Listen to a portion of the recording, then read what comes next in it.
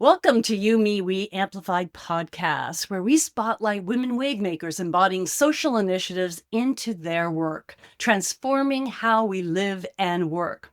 Hello, I'm Suzanne F. Stevens, wave maker at YouMeWe Social Impact Group, speaker, author, community builder, multi-award winning social entrepreneur, and your host of the YouMeWe Amplified podcast. Today, we're speaking with Jessica Flynn. I may call her Jess for short, but she's giving me the okay.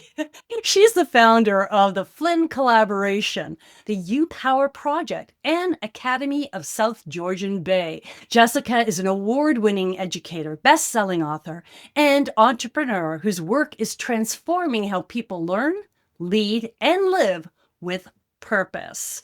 Her adventures have empowered over 1,000 students to launch businesses, align their values, and design meaningful careers. There's so much more to this woman, but it will come out in the interview. Let's welcome Jessica Flynn. Thank you so much, Suzanne. It's such an honor to have my bio read alongside yours, and I'm so glad that we found each other. And so tell us, what was the catalyst for launching multiple ventures that center around youth education?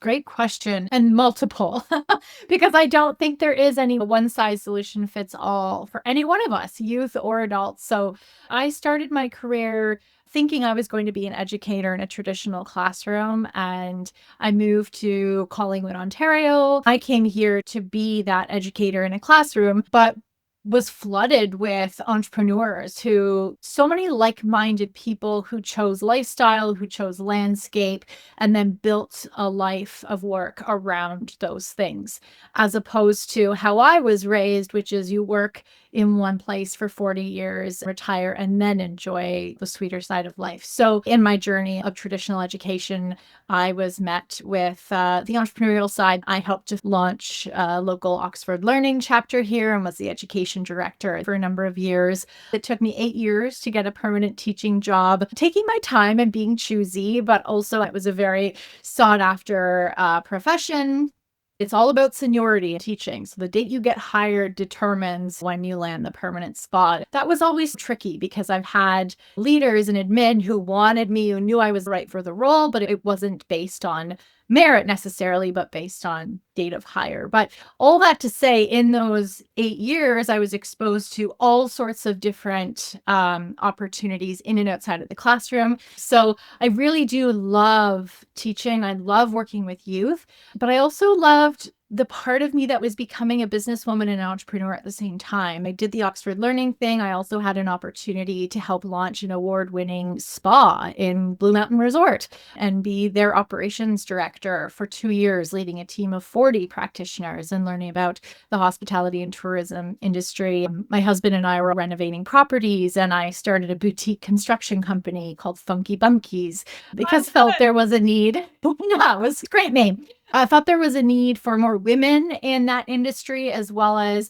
more project management and customer care for smaller scale projects. When that permanent teaching job came up, I happened to be pregnant with our first child. It felt like the responsible thing to do, the thing my parents were comfortable with. And that's where I went back to the classroom with that full-time role. That only lasted 2 years though, because it really wasn't for me. I felt so limited in what I could do for my students. I'm a highly engaged, highly passionate educator. Reflecting back now, I could have gone weeks without making eye contact with each of my students each day.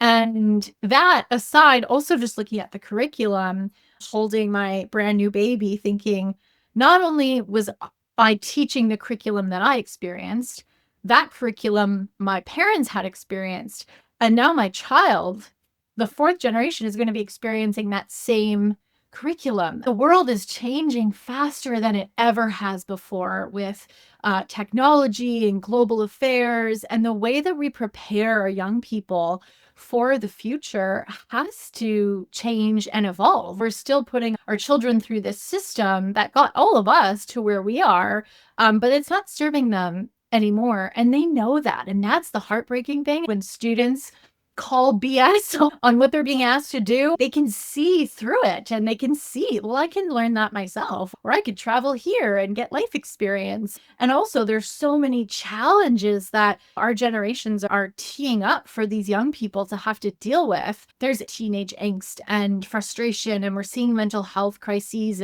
and dropout rates around the world are increasing.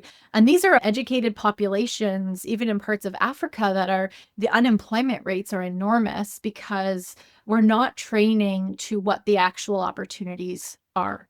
I mean, the original question was, why did I start these ventures around the same time? Entrepreneurs don't show up to a staff room and complain, right? We map out the challenges and we may have frustration and even anger, but then we get to work. We create, we ideate, we prototype, we iterate. That's how the YouPower project was born. The YouPower is youth empowerment, but it is your YouPower. How do we get students as young as 10 and around the world to see their unique value in that moment and not have to wait until high school, college, or job? Right now, you are valuable. Right now, you are powerful. You are capable. Entrepreneurship gave me a platform to combine all of my loves and to own my power. And so the Youth Empowerment Project really is about projects that empower youth that happen to be entrepreneurial in nature because of the opportunities to layer in so many different parts. Let's dive, it gives a lot of context. I'm going to dive into the YouPower project in a moment. So really it came down to being dissatisfied with the realities that education wasn't actually emulating the realities of the real world. Exactly. And then you created the YouPower project. Now you've empowered over 1,000 students, which is incredible. When you launched this venture, what transformation have you witnessed in these young people once they begin to believe in their own potential with this project? We're coaching a cohort right now. It's virtual for the most part. Some of our clients choose to host a celebratory event at the end, but we accomplish this work in as little as 5 weeks. We typically run 5 to 8 week cohorts, working with ages 10 to 18, after school, it's extracurricular. So these kids are saying yes to hanging out online when the sun is shining in the summer or after school. They are saying yes to spending that time not playing soccer or studying their math, but to being completely wide open and not even really knowing what we're going to do, but they said yes to it.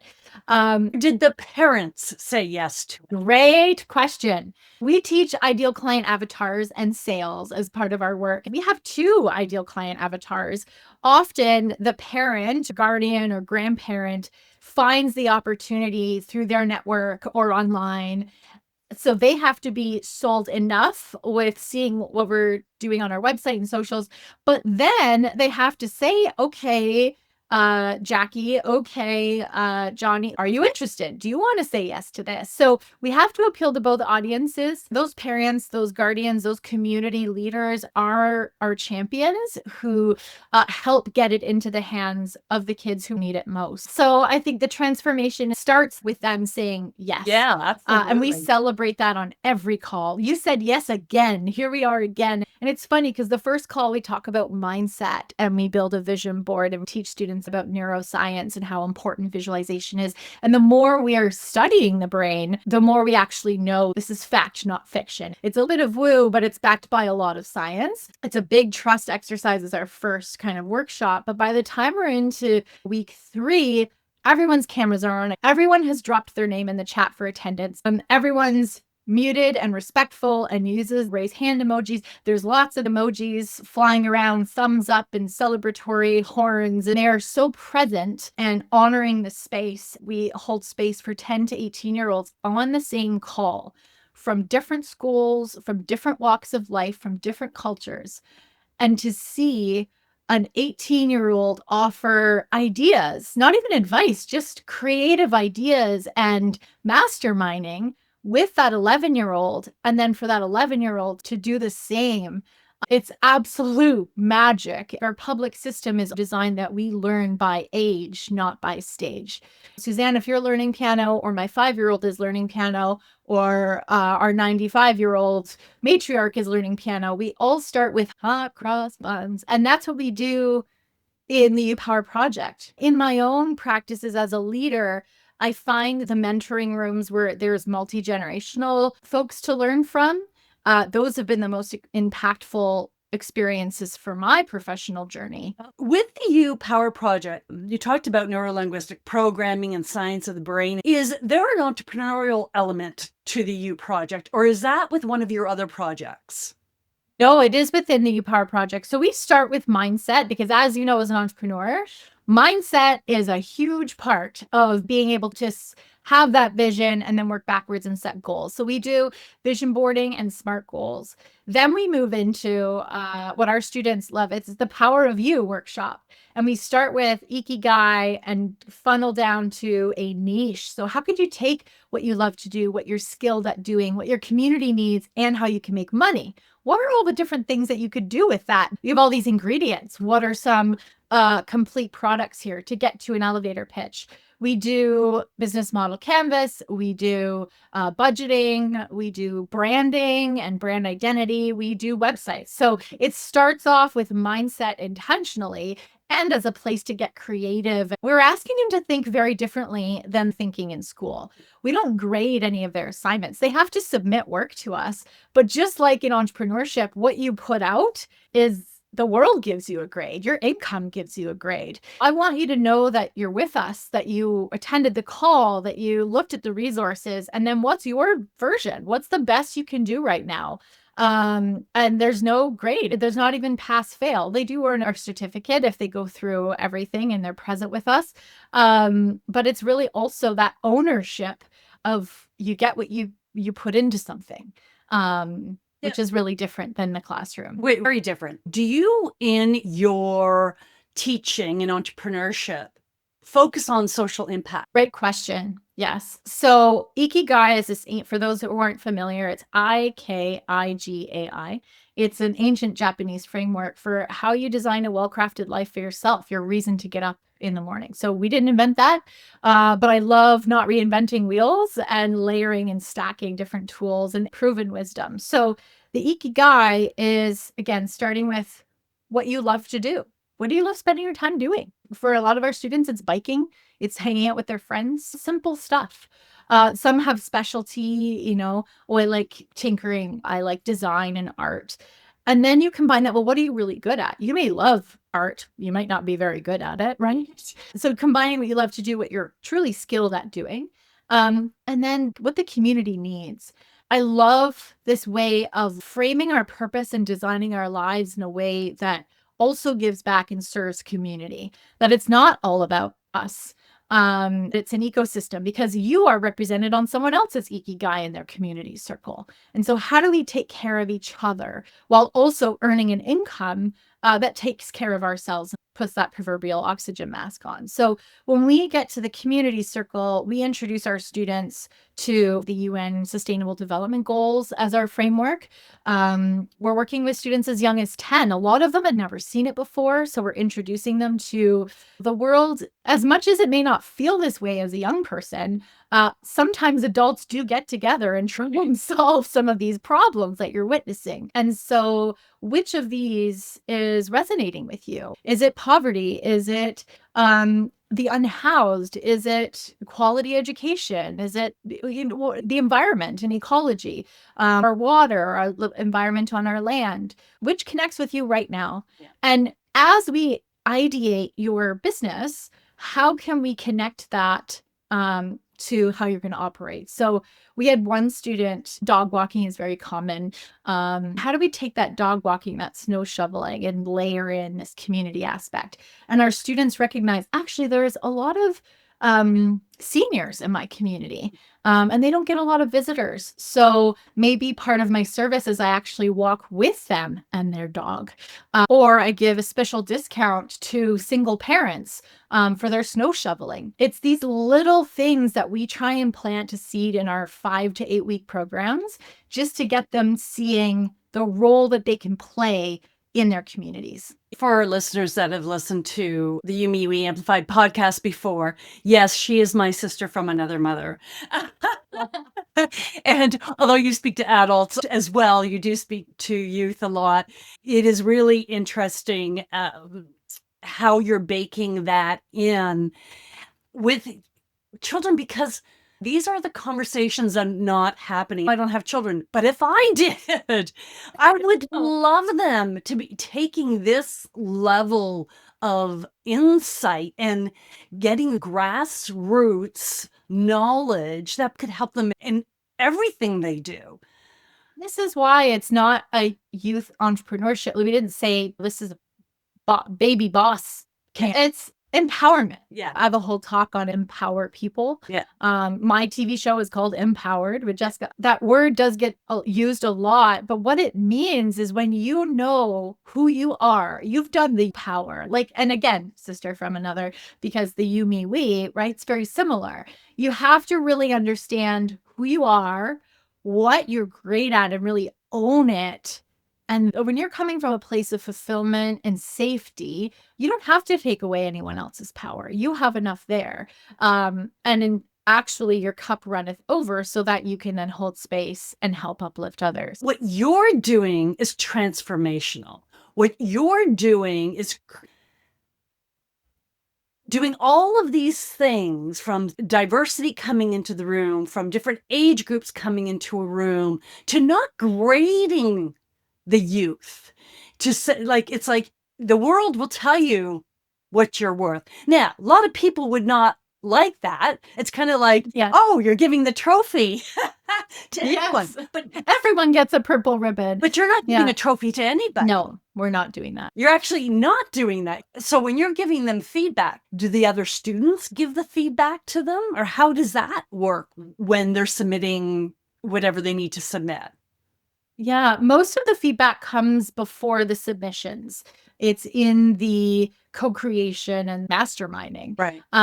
When we do Ikigai, we each spend some time looking at our circles. Okay, who has a clear focus in the middle? Like, who did this help? Who has, I know what I'm going to workshop for the next few weeks of the series. Usually a lot of hands go up, and on any given call, 2-3 students, nothing. I don't know. Nothing. I don't know how to put it together. Are you comfortable if we listen to what you wrote and come up with some ideas? And that's where that magic of they've never met in person. Here we are in this virtual environment, this safe learning space. Kids, this is another part of why I thought this needed to exist, was we really under challenge our youth, even in an academic setting. They are capable of so much if we meet them where we're at and we tee them up with opportunities that feel relevant to them in the moment, not the response of, why do I need to learn this? Oh, well, if you want to go to college, if you want to do this, then no, why do they need to learn it immediately? Because that's all they care about is right now. Why do I need to do this triangle? Yeah. That's what entrepreneurship allows them to do. A lot of the feedback is in the coaching sessions. I've co-founded the Academy of South Georgian Bay. Okay. It was truly birthed through the YouPower project. We were in year 1.5, 2 of the YouPower project, and we had a cohort sponsored. It was actually the sponsor of that cohort who afterwards said, this is really great. I happen to also be an educator, and I also happen to be leaving my public teaching role. And that's my co-founder, Jordy Burton, is full-time with the James A. Burton Foundation, his family foundation. And over a coffee said, what would dream school look like? Like, if the YouPower project was every day, was the full high school experience, what would that look and feel like for students? What would that look and feel like for families and parents? What would that look and feel like for community? And that's where the Academy of South Georgian Bay was born, which is our hoping to open September 2026, alternative not-for-profit high school, a brick and mortar high school that will be located in the South Georgian Bay area. What impact have you seen on students when learning becomes purpose-driven? When we teach entrepreneurship in a school, we're asking an Ontario certified teacher who probably has never operated a business to teach entrepreneurship or business. They know how to work with youth. They don't understand the culture and the realities of business and entrepreneurship. Now, in our incredible ecosystem of entrepreneurial support, we have all these business mentors who want to give back to the youth. and they have the business expertise, but they don't have the youth speak. They don't really understand how learning works and how young minds work and different learning exceptionalities. So that's where our blend has proven to be very powerful, and where our government clients, economic development clients, not-for-profit clients see that when we do it, it does hit differently. The way we guide those students through that community work in the U Powered project is fairly light touch. It's empowering them to think about themselves as change makers through a business. The Academy of South Georgian Bay, which will be the brick and mortar school in Collingwood High School, we've actually partnered with Georgian College's Social Innovation Department. The fabric of change making is really woven into the School for Change Makers. Georgian has a program called Change the Now, which comes from Ashoka. Georgian is the only Ashoka accredited college in Canada. It was serendipity that we're meant to, come together. So the academysgb.com is our website, and you can see how we structure the day. Our students arrive before 10 a.m. So this is another seemingly simple but a bold move. We know that the teenage brain is not really ready to receive much until 10 a.m., assuming they had a good sleep. Whereas a lot of our schools locally have moved to an 8 a.m. start where the bell rings at 7:55 in the morning. Kids are getting on the bus at 6:15. They're on their lunch break at 10:45, walking around like zombies. One of the first shift disturbing things we did was start our school at 10 a.m.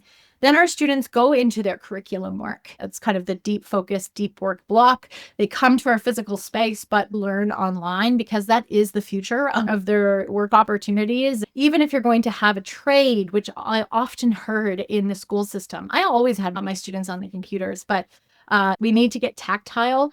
If you're going to become a plumber and electrician, guess where your training is going to happen?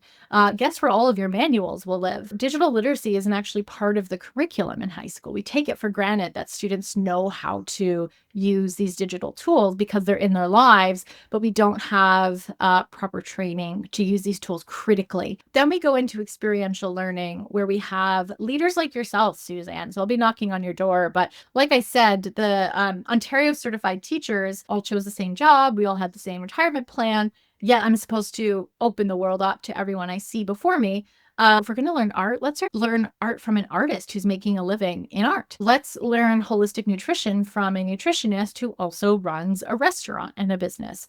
Let's learn movement and kinesiology from someone teaching Pilates and yoga in the community. We have an incredible award-winning author, public speaking coach who's coming in as one of our experiential learning leaders. Our students, when they're doing all of this change-making work and figure out who they are, have the skills to confidently communicate who they are and what they want to see in the world. So having a polished TED Talk at the end of each school year. The final block of our day, the Now block. This is that curriculum at Georgian College where our students work on real world problems with community partners like the Escarpment Corridor Alliance. So there are a lot of community groups that want a youth voice or a youth perspective, but I think we've done it incorrectly, where we ask for that perspective, get them excited, and then we almost ghost the students. They don't see the results. Their lives go by quickly. 4 years for us doesn't seem that long, but they've gone from 13 to 17 and now they're off. Yeah. So kids want to see that you're actually listening to their input and activating. When we say the school is for the community, by the community, we don't want to have another school on an island. School happens in this cinder block house, and then the rest of the world operates outside of that. We want the youth to be integrated in the community. We want the community to be integrated into our school. When the school day ends for the local public high schools, we still have another almost 2 hours. So we're able to naturally offer that change-making block as an after-school program to other families in the community who might not be able to afford full-time tuition, or who it's not maybe the right fit for full-time for whatever other reason. So that's where we see that change-making in action. One of the big things in any initiative that we do when we're focusing on a group and elevating them and empowering them is actually how to measure that. So measuring their success, not just the outcomes, but how do you measure the confidence and agency of the students that you're carrying forward, do you have any of that in place?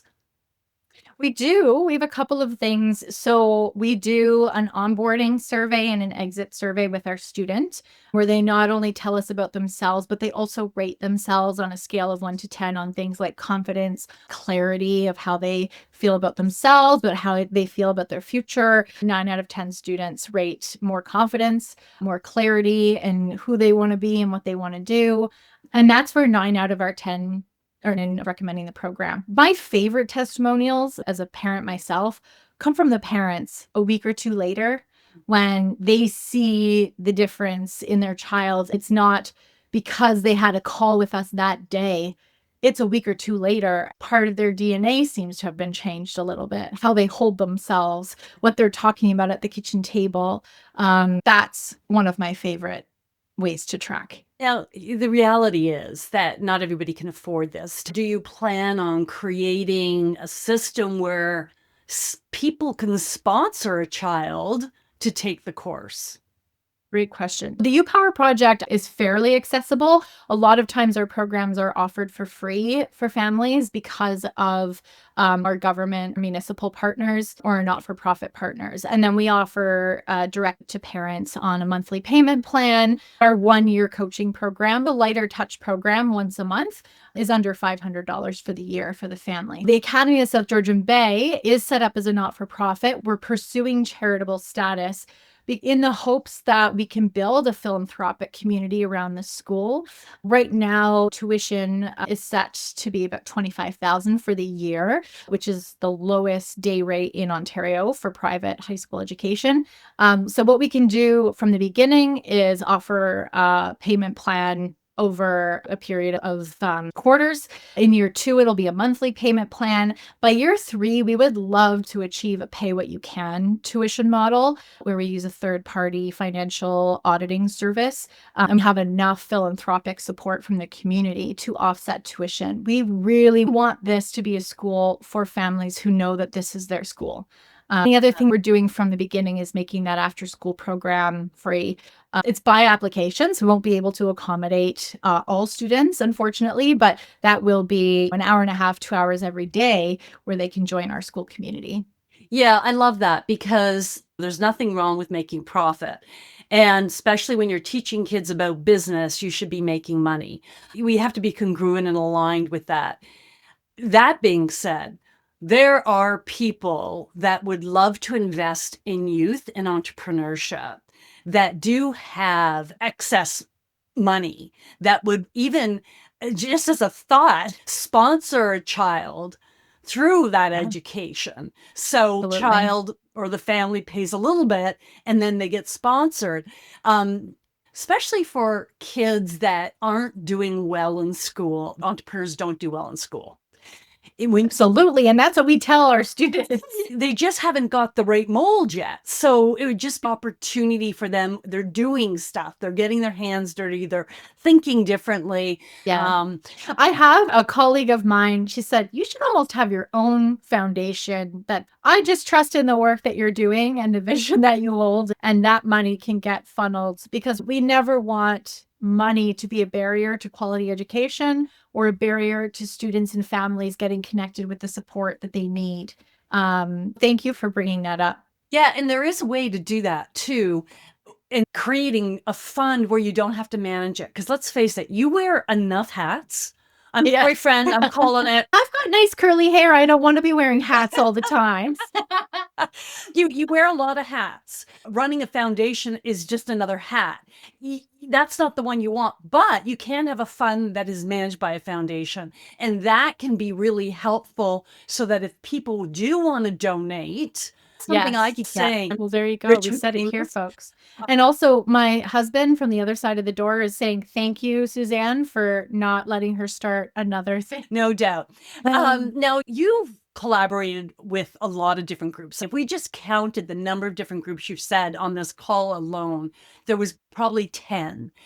Do you have any advice for our audience on how First, to get the collaborators, create relationships with those collaborators that are long-term and they're mutually beneficial. Great question. We teach this to a lot of the students in our workshops and when I teach business workshops as well and some accelerators. When mapping out your ideal client avatar, part of our map is where is my ideal client when they're not with me? Where are they buying groceries? Where are they getting their nails done? Or are they going to therapy? Who else are they doing business with? I always start there. How can I amplify the work she's doing with her organization and her company with what we're doing? And how can I make her look really good? With the U Power project, we had a really hard time. We started off B2C only, working with parents and selling to parents. I know you don't have kids, but you know how busy families are and schedules and all of that. And I just got to the point where we have something so good and fully built and we're not doing enough of it. There are organizations like not-for-profits, incubators, and accelerators that want to be doing what we're doing, that want to check off a box on a annual report, and we can offer it turnkey. So it's where is my ideal client avatar, and also how can I make you look really good and feel really good just by being me and bringing my offer to your table. And that's pretty amazing because you have worked in non-for-profit, for-profit, and public. So you have worked in all areas. How have working in the public sector, private sector, and non-for-profit sector helped you with achieving collaborations? And what have you learned from working in each area? Because a lot of people haven't worked in all three of those. Wow. Yeah. Great question. I just love conversing with you. I love multi-sector work where one sector has limitations like bureaucracy or timing. Another sector has strengths where a private sector has weaknesses. Not-for-profit has strengths. I am a community builder. I do think working collaboratively is building community, just like it takes a village to raise a child, to raise an entrepreneur. We need all three of these sectors in our communities. I think I do play a part helping those organizations recognize their strengths and weaknesses and being open. So much of it is just openness, opening eyes and ears. Systems change is really the work by simply opening up other alternatives, other opportunities. I think that's where change happens when you're digging your trench and you haven't looked up in so long to see how the world around you has evolved and changed. One of my clients I've had for 3 years, they're a not-for-profit. They've been in existence for over a decade. And because of the success of their work, they're having to look at their role in the ecosystem and evolve and change their model. They don't seem to be needed in the same way. There doesn't seem to be the same engagement. But taking that step back, it's because of what we've been doing for the last 10 years, that organization now exists. And now this collaboration now exists. And so that's success. Sometimes it's when you're not needed anymore in that way. And then are you open to evolving and serving in a different way? I agree with that. And I think that especially when we're talking about beneficiaries, you're successful when you're not needed anymore. Yes, it could be the same with entrepreneurship. Are you not needed anymore because they're doing it themselves and they're successful, or you're not needed anymore, it's because it's too hard for them to do. Did you teach them how to fish, or did they get so tangled in the fishing line that they just like, no, I am okay? Now, if you were to say in one word, okay, Jess, I hear you. One word. What do you do? Build community. Okay, that was 2, but I'll give it to you. Empower. Yeah. Okay. Yeah. So, you have 2 young children at home. How old are they? Hunter, my son, is 7, and my daughter Vienna is 5. 2 young children at home and many projects. Many projects. Many projects. Now, how does your family structure responsibilities to ensure you can meet all the obligations? Real talk. Mm-hmm. It's really, I think balance is bogus. I don't think it's about striking balance, because then you are so stressed about having all of these plates balancing and spinning. We've been in pursuit of harmony, going through babies in a pandemic to now young school age children. The pandemic was a real shakeup for us. We both quit our jobs. We sold our house to invest in ourselves. We knew we weren't living in alignment with what we wanted to do. My husband has a tech background. He's an economist, a data analyst, but a tree planter at heart. He did tree planting for a decade. When we met, he's 10 years older than I am. He told me he's wanted to be a stay-at-home dad since he was 12. And I would say he's a major manifester. If you want to talk about neuroscience and building a vision, he knew he wanted to be with a strong partner who was a career person, and maybe he wanted to be a kept husband. I don't know. He didn't mention that part, but I just couldn't see it at the time. I thought, oh, that's sweet. But no, go to work and be in an office and do your data thing, and I'll do my thing. But really, when we leaned into he wants to be home, and he's so natural with our kids, and he's such a caregiver. He is a caregiver for me. He holds space for all of us. He has patience for the laundry and the dishes. I want to be out. I want to be having these conversations. They really are our ventures because, my name is on the front of a lot of these articles and opportunities, but I can only do what I'm doing because he's doing what he's doing. It was uncomfortable for both of us. We were supportive of him being a stay-at-home parent, but it took us a couple years to actually breathe that in and really embody, this is us and this is what works for us. And yes, it means, I'm an entrepreneur. I'm also the breadwinner. That can be a lot of pressure and a lot of stress. Having each other's full support for us, the investment we're making in our family is having a parent available all the time to our children, having me as the CEO and entrepreneur and change maker always available for that as well, without the guilt that my kids are without anyone. Yeah. It is so amazing that in our society, this conversation is just long overdue. Isn't it? The reality is there are more women that are breadwinners. We know this to be true. However, what we don't talk about is the reality that if the woman is more of a breadwinner, what part of the family ecosystem is the man picking up? They've got to be picking up something. To a lot of women's chagrin, not as much as we would like. So it's really good that you two have a relationship that can actually happen. And I've told you this, that when my husband started working with me and my name was the one out there, people would say, oh, he must do all the tech. Well, he did a lot.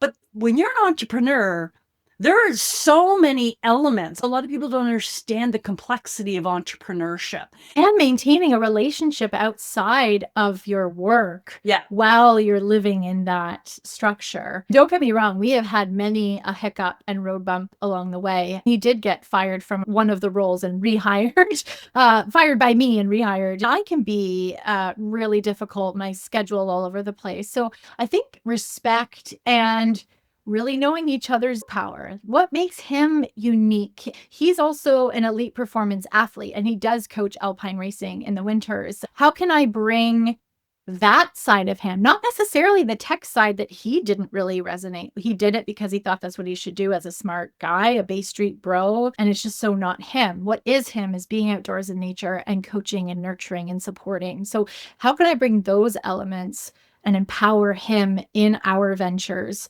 And I encourage everyone, the Empower Your People playbook that I have does that with your team, just like you did with your partner. There are jobs to be done, but there are also human beings in the room. Yeah. And how do we match those things? Yeah. Which, thank you for sharing that, Jess. Thank you for asking. Important asking. Message. Just before we get into our rapid fire questions, I have a couple quick ones for you. So what is the most challenging part of all your have? And if someone was to advise you how to deal with it, what do you think they would suggest? Focus on one thing at a time. This is my challenge. Consulting is what pays our bills as the breadwinner. Consulting. That is our foundation. That's the garden bed. The things like the Academy of South Georgian Bay, the school, and the U Power project are only able to come out of that garden bed if our needs are met and there's nutrients in that consulting bucket. Then thejessicaflynn.com, which is my speaking and keynotes and TV show, gets to talk about all of those things. That's the whole ecosystem. What did I need to be told? Exactly that. Your family needs the nutrients from this garden bed, from the foundation. That doesn't mean that we won't have impact in these other areas. If my oxygen mask is on and my kids are fed and clothed and housed, I can do more for more children in our community. Love it. What's your vision for how communities like South Georgian Bay can continue to evolve into ecosystems of empowerment? Oh, I think we need to stay open. I think we need to really come to our challenges and find empathy in each other and find where we're overlapping already. We do have a lot of passionate people. And how do we harness that passion and energy? And rather than overlap and spin our wheels, look for those opportunities to collaborate. I think only remove ego of it has to be my name or our organization and actually focus on the change and transformation we want to see and then be open to how that might unfold. And then I would do a plug for Georgian College's Social Innovation Department and their Community Impact Network. And we're developing a fellowship program to help tap in facilitators to lead some of those community conversations using frameworks and tools that, again, we don't need to reinvent. They're established and here in our community with our local college. I love what you're saying. You've branded Collingwood and South Georgian Bay extremely well with that. And there was something I just want to pluck from what you said. One of them was, in my opinion, we do not need another nonprofit. I understand you're creating a nonprofit, and I actually think we need that one. But that being said, it's the overlapping. Yes. That there's so many things that are overlapping that if we collaborate smarter, we would be able to create much deeper and wider impact. Absolutely. What one small nonprofit can do with $5,000 as opposed to pooling and going deeper and applying for, like Trillium grant size funding. We can only do that when we stack the work that we're doing and find that common ground. Yeah. And that's one of the reasons why I consult on conscious leadership is because people do need to have ownership. You need to know how to lead that, but we don't all have to have our own thing. At the same time, a lot of us entrepreneurs do work like you're doing with nonprofits or the private sector. You're filling gaps that they can't fill, which is such an excellent model. And I know I can learn a lot from you in that regard. So that's absolutely brilliant. The other thing I wanted to pluck was ego. We all have it. And it's knowing how to manage it. One of the reasons I believe that women, our egos are not as large. They're not the first thing that goes through the door. They do come through, but they're not as large. Yeah. Sweeping statement alert, which is why we need more women in leadership. Needed to say, which is why I do this show. So yes, you're right. And it's not to say that there's no room for ego in social entrepreneurship. It's this balance of heart and what you need to get out of it as well. Yeah, absolutely. Which leads us to rapid fire questions. Rapid fire. These are first thought, best thought, no more than 2 sentences. What is one thing you wish you knew before becoming an entrepreneur? Oof. Playing the long game. It's the best piece of advice you've received as an advocate and leader. Pay attention to your own foundation first. What's the worst piece of advice you've ever received? I think assuming that advice from someone in a higher position or power position or a male position is something that I need to activate immediately. Oh, that's excellent. Oh, I love that. What leadership lessons your students taught you? Oh my gosh. I think that learning by stage, not age. A value you won't compromise in your work. Empowering others.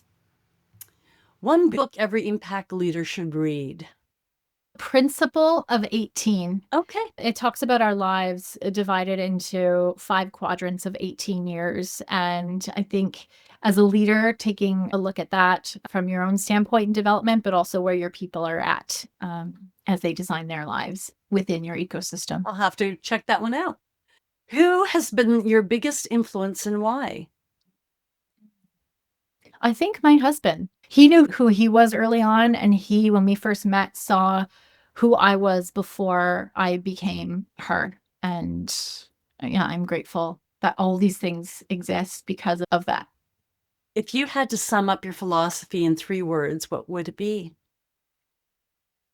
Empowered people, empower people. Those 4 words. I'm a rule breaker. What is one piece of advice that you would give to your 10-year-old self? You know who you are and find more people like you that you can look up to. What is one thing you've had to do that has made you uncomfortable, but you did not do it, you would not have achieved the success you've achieved today? Oh my gosh. So many things. Selling our house and for the last 5 years investing in us as a family and as business owners. And now we get to gear up to buy a house again a few years later. Great. And congrats. Thank you. What is one piece of advice you would want to give to entrepreneurs to encourage them to have a social impact? I would do that same activity we do with our students. Look to Ikigai. You can Google it, Ikigai. What do you love to do? What are you great at? And sometimes we need others give us input on what we're great at. Our moms, best friends, partners. What does your community need? Look to Suzanne, look to the SDGs, look around and look at how all those pieces and how can you make money doing it? And the world needs what you've got, and we need your perspective behind the helm of that. Take action. Take some time to come up with ideating, but take action and put it out into the world. Love it. Jess, thank you for sharing your energy and insight with us today. For those who'd like to connect with you, where's the best place to connect? Because I wear so many hats, this is why we started thejessicaflynn.com. Hello at thejessicaflynn.com, and we can talk about any one of the many things that we discussed today. Which is great. And also, you're on LinkedIn. Yes. And you're on Instagram as well, right? Also, both are the Jessica Flynn. I did take my husband's name, which made my name. It's quite popular on LinkedIn and Instagram. So it is THE Jessica Flynn on both. Okay. And to our listeners, to discover more conversations with wave makers transforming where we live and work with sustainable social solutions, please visit podcast@youmewe.ca. Please like, share, and subscribe. And of course, we'll have this in transcript. We'll have the video, we'll have the audio there, and also contact information for Jessica Flynn. Until next time, I'm Suzanne F. Stevens, encouraging you to make your contribution count for you, me, we.